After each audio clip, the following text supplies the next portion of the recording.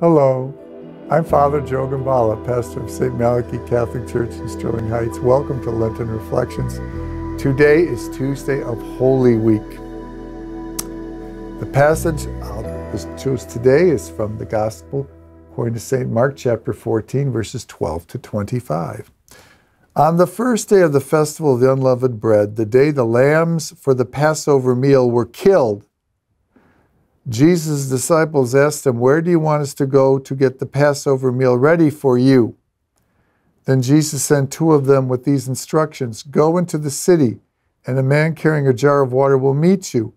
Follow him to the house he enters, and say to the owner of the house, 'The teacher says, where is the room where my disciples and I will eat the Passover meal?'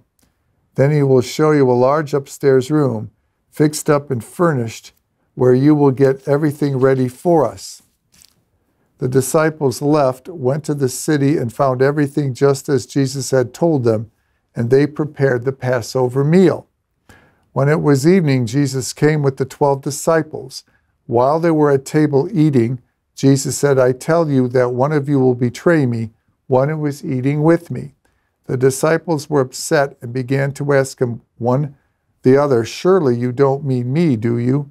And Jesus answered, "It will be the one of you 12, the one who dips his bread in the dish with me.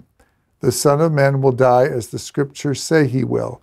But how terrible for that man who will betray the Son of Man. It would have been better for that man if he had not been born." While they were eating, Jesus took a piece of bread, gave a prayer of thanks and broke it, and gave it to his disciples, saying, "This is my body." Then he took the cup, gave thanks to God, handed it over to them. They all drank from it. And Jesus said, "This is my blood, which is poured out for many, my blood which seals God's covenant. I tell you, I will never drink this wine again until I drink the new wine in the kingdom of heaven."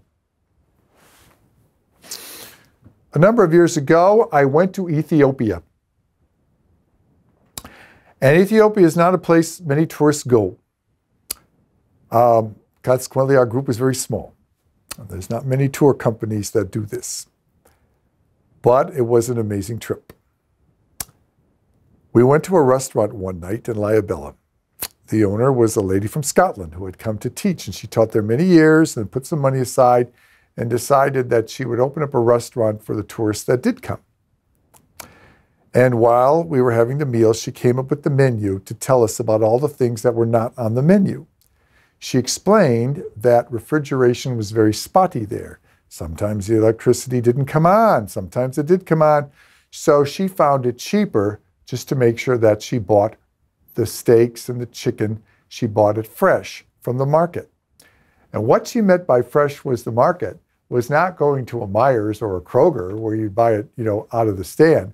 What she meant by the market is that the cook would go to what we would call a farmer's market, owning a farmer's market that included live animals, buy the live animal, bring it to the restaurant, slaughter it in the basement of the restaurant, and carve it up and get it ready to be served. Well, needless to say, some of us in the group said we'd like to at least go to this kind of a market and see where 80 to 90% of Ethiopians literally buy their food. So we went, and yes, part of it looked like a traditional farmer's market with vegetables and honey and things like that. But there were areas pegged out with cattle and others with donkeys and others with mules. And there was an area for sheep and a special area for lambs. And when we would walk toward the area, we were walking toward the area where the lambs were being sold. And this lady sees us coming. She grabs a towel and she wipes off the snot and the stuff from the eyes of the lamb to make its appearance look nice, because she wants the lamb to look presentable, that we would more want to buy it. And suddenly I really realized what the sixth station was all about when Veronica wipes the face of Jesus. It's not an act of kindness or something nice. She's preparing Jesus for the ultimate sacrifice. She's wiping the Lamb of God, just like that vendor in the farmer's market is wiping that lamb for sale. That this sacrifice is the greatest event ever to occur in human history, because through that sacrifice and the resurrection, The gift of life is made available to all who hope in their hearts to it.